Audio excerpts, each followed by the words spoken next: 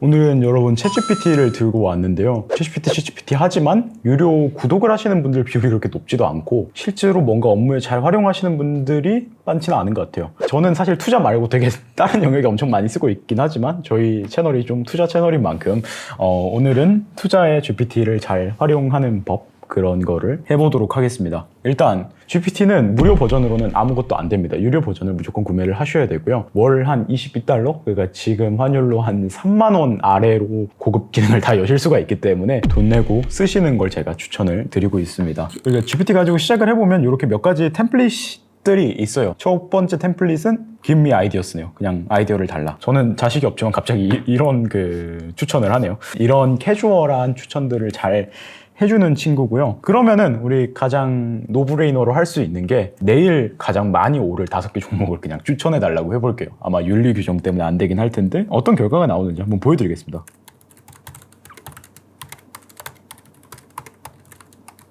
챗GPT는 우리가 프롬프트 엔지니어링이라고 하는데 이 챗GPT도 그냥 그 GPT-3나 4 모델을 기반으로 만든 앱이기 때문에 앞에 그 베이스 프롬프트가 있어요. 그 베이스 프롬프트에 GPT가 하면 안 되는 거 하면 되는 거, 그 다음에 GPT의 퍼스널리티가 조금 규정이 돼 있다고 보시면 돼요. 언어 모델은 그냥 딱 언어를 이해하고 있는 모델인 거고 GPT도 약간의 세팅이 있습니다. 그리고 그 세팅을 자꾸 바꿔서 진짜 챗GPT가 좀 멍청해졌다 라고 느끼시는 분들도 있는데 실제로 멍청해졌다가 똑똑해졌다가 하기도 합니다. 그 프롬프트를 오픈AI 회사에서 바꾸는 것 때문에. 그래서 이런 규정들 때문에 사실 그냥 우리가 S&P 500에서 그냥 비기스트 위너들 추천을 해달라라고 하면은 이런 거 추천해 줍니다. 굉장히 그냥 간단하게. 종목도 언급 안 해줘요. 종목 언급해주네. 테크 자이언트. 그냥 애플, 마이크로소프트 사라. 욕먹지 않을 의사결정만 내립니다. 욕먹으면 안 되고 정치 성향도 가져서는 안 되고 아무런 인간한테 반격을 하면 안 되고 뭐 그런 이제 규정들이 앞에다 짜여져 있기 때문에 마지막에 항상 투자 추천을 그냥 해달라고 하면 한 얘기가 있어요. 파이낸셜 어드바이저를 찾아가서 자문하시라. 나한테 물어보지 마라 이거죠. 그래서 여기서 조금 뭔가 어드밴스드된 일을 하려면 어떻게 해야 되냐. GPT 플러그인 중에 뭐가 있냐면 빙 플러그인이 있어요. 빙. GPT는 기본적으로 뭔가 주기를 가지고 학습하기 때문에 지금 GPT-4 모델은 2023년 4월까지의 데이터밖에 없어요.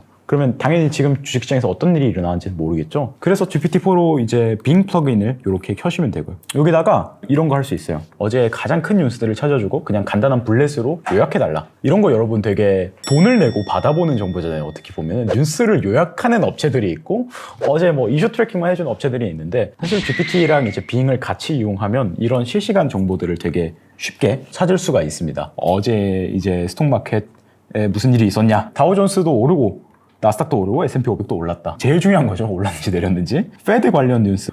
페더럴 리저브가 금리를 놔두겠다고 했다. 그래서 갑자기 사람들이 희망 회로를 엄청 돌리기 시작하더라고요. 이제 금리 더 이상 안 오르는 거냐, 주식시장 떡상하냐. 어제 이런 뉴스들을 좀 읽었는데 GPT가 그대로 이렇게 요약을 해주는 모습을 볼 수 있습니다. 사실 이것만 봐도 되게 간단해요. 뉴스 들어가서 읽으려면 얼마나 봐야 돼요. 이거 지금 한 5줄로 어제의 주식시장을 다 요약을 해줬습니다. 그러면은 우리가 조금 더 구조화된 프롬프트 엔지니어링을 해볼 수 있겠죠. 제가 추천하는 방법은 구조화를 하는 거예요. GPT도 어쨌든 언어 모델이에요. 우리가 모델이라는 것의 정의를 할 때 항상 파라미터랑 아웃풋을 정의를 합니다. 뭐가 들어와서 뭐가 나오는지를 명확하게 알려줘야 GPT가 알아듣고 말을 해요. 사람은 그냥 자연어로 얘기하면 되지만 GPT는 기계입니다. 그래서 이제 우리가 구조화를 해볼 거예요. 일단은 우리가 GPT한테 페르소나를 하나 입혀주면 좋습니다. 저는 테크 주식을 좋아하니까 테크 관련 주식들을 분석을 하는 애널리스트라고 이 친구를 정의를 해볼게요.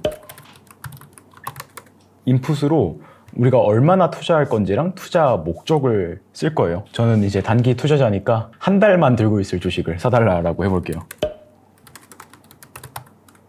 이제 잃을 게 없기 때문에 I am aggressive investor.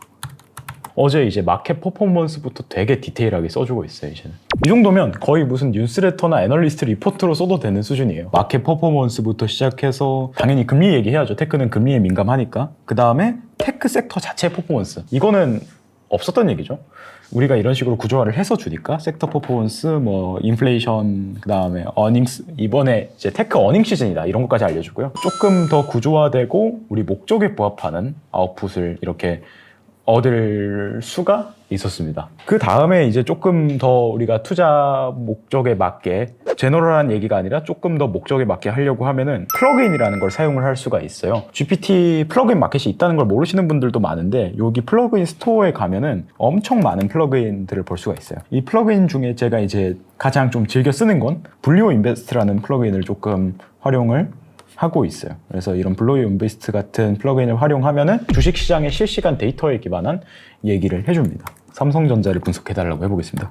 우리가 삼성전자를 롱텀 그로스 퍼스펙티브, 그러니까 장기적으로 이게 계속 성장성을 유지할 수 있는지랑 그 다음에 요즘 매크로 이코노믹 컨디션에 따라서 분석을 해달라고 되게 디테일한 걸 쓸 거예요. 이 GPT 플러그인 같은 경우에 어떻게 돌아가는 거냐면 플러그인 개발사가 따로 이제 API를 만들어 줍니다. 그래서 GPT에다가 뭔가 우리가 자연어로 인풋을 넣으면 GPT 이제 서버에서 그 API를 콜해서 그 API에서 가져온 실시간 값을 기반으로 같이 프롬프트 엔지니어링을 한 번 더 해서 우리한테 아웃풋을 줘요. 어떤 목적에 부합하는 모델을 만들고자 할 때 이런 플러그인을 쉽게 활용할 수 있습니다. 약간 이런 식으로 활용하는 거죠. 게임을 만들 때는 물리 엔진부터 만들지 않잖아요. 물리 엔진은 뭐 유니티, 얼리얼 엔진 이런 게 되게 많을 거예요. 게임을 좋아하시는 분들이라면 잘 알 텐데 이런 물리 엔진들을 기반으로 다양한 게임을 만들어서 팔 수가 있죠. GPT-4는 사실은 어떤 게임이라기보다 물리 엔진에 가까운 아이예요. 그래서 이 물리 엔진을 기반으로 되게 많은 플러그인이나 되게 많은 앱을 만들 수 있고 그거를 되게 단적으로 잘 모아놓은 게 이 플러그인 스토어라고 보입니다. 그래서 이렇게 애널리스트 리포트를 써줘요. 비즈니스 오버뷰부터 파이낸셜 퍼포먼스, 그다음에 애널리스트 오피니언까지 우리가 요청한 그로스 매트릭. 사실은 우리가 장기적으로 이게 성장하는 주식인지를 알려면 그로스 매트릭을 봐야 되잖아요. 연평균 성장률이 얼마인지, 3년 성장률은 얼마인지, 5년 성장률은 얼마인지, 그다음에 직전 분기 성장률은 얼마인지 이런 게 제일 중요한데요. 이런 것들을 위주로 분석을 해주는 걸 알 수가 있습니다. 그래서 뭔가 계량적인 데이터를 기반으로 하는 것들이라면 오늘 좀 어려운 내용이라 소개는 안 드렸지만 그 데이터 애널리스트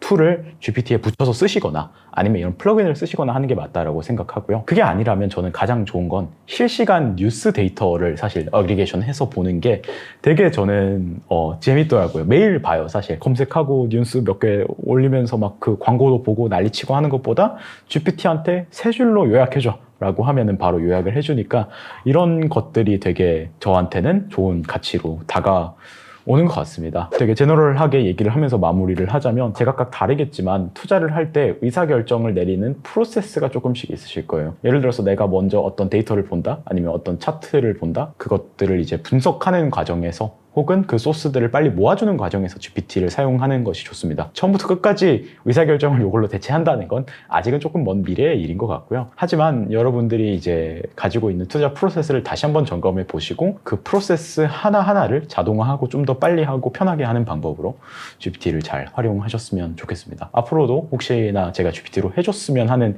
일이나 잘 써줬으면 하는 케이스가 있으면은 제가 영상을 많이 만들어 볼 테니까요. 많은 관심 부탁드리겠습니다. 감사합니다.